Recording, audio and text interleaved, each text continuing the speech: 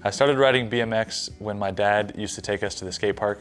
He would take me and all my friends when we were young, and we would cruise around, just have fun. He had a 24-inch free agent BMX bike, and I always thought it was the coolest thing ever. He'd be doing tricks and spins and all that kind of stuff. So I knew that I wanted to start doing it, but I never really got into it until a couple years later. He broke his collarbone, didn't ride his bike anymore, so I decided I was going to pick it up and start going to the skate park. What attracted me to BMX is how individual it is. There's a lot of team sports I used to play, like soccer, baseball, football, basketball, and those are all team sports. It's like you have a team that you all have to do good to progress. But in BMX, everything is so individual. You can ride at your own pace and do the tricks that you want to, and nobody is there to tell you what to do and what not to do. So it's really, I like that aspect because you can push yourself however much you want to and take it at your own pace. My motivation behind riding is just progression. It's nice to see yourself progressing at something. When I started riding, I could barely do any tricks. I could barely drop in, just ride around on my bike like anybody else. Now that I've been riding for a little bit, I can look back on the videos I took before and see how much it's changed in such a short amount of time.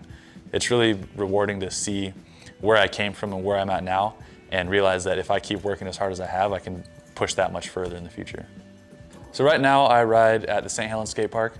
That's mostly where I ride. It's the closest to me. It's about 5 minutes away from my house. I also like to ride out of town, Portland, Beaverton, Hillsboro. They have a lot of nice parks out there. The one advantage of riding in a small town is you get to know everybody. I show up to the skate park and all the local kids are like, "Oh, Chris, what's up? How are you doing?" Checking out my bike. Some of the disadvantages are you don't have many people to ride with. I have 2, maybe 3 friends that come to the skate park here and there, and that's about it. And they both have jobs, and one of them has a wife and kids. It's not like they can ride all the time. I pretty much have the most open schedule out of everybody. So when I want to ride with people, it's hard, because when you're alone, it's harder to get stuff done because it's just you and your bike. And it can be done, but definitely when there's people around, it creates that energy, and people just want to start throwing harder tricks to get it done. The St. Helens skate park was built in 1999 as a senior project by the high school, so it's definitely not the best skate park. It has lasted since then, and I mean, 1999, that's 22 years ago, so it's not going to hold up like perfectly. It does need to be redone. The coping is pretty bad. The concrete's falling apart. It's all rusty. It hasn't withstood the test of time so far. Getting sponsored in BMX is obviously the dream for a lot of riders. It's definitely a lot harder nowadays.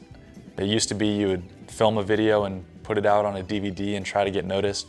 Nowadays, it's a lot of social media, posting up your riding clips and sending it to brands and trying to get noticed until you get to that point where they have to notice you, where a brand says, okay, this kid is killing it, we got to sponsor him. That's really the best way. Social media really has a big part in BMX nowadays. A lot of people post stuff on Instagram. They'll post an Instagram clip every single day, and just they grind and try to get the best stuff they can to put online. So social media plays a big part in getting noticed. The more active you are, the bigger fan base you have, the more likely you are to get noticed by a big brand and potentially get sponsored. I would say it's a good thing.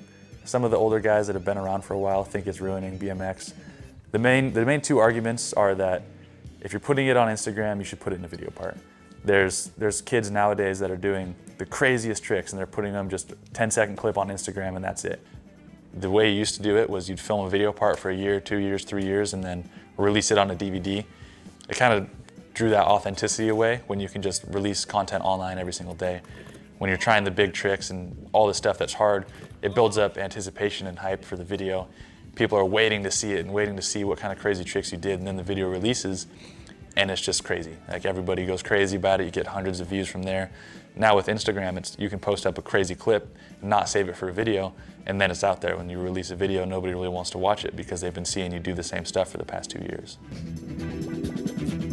My goals in BMX would obviously to be sponsored. That's one of the biggest dreams I have, is be a sponsored rider so I can ride for work. My other goal is to shoot videos for a BMX brand. I'm doing video production right now, and it's so fun to shoot videos and see the outcome and edit and just make a BMX rider look the best they can. It's rare nowadays to have somebody who rides and films, and I feel like since I know what I want my videos to look like, I can be a really valuable asset to a BMX brand that wants BMX content.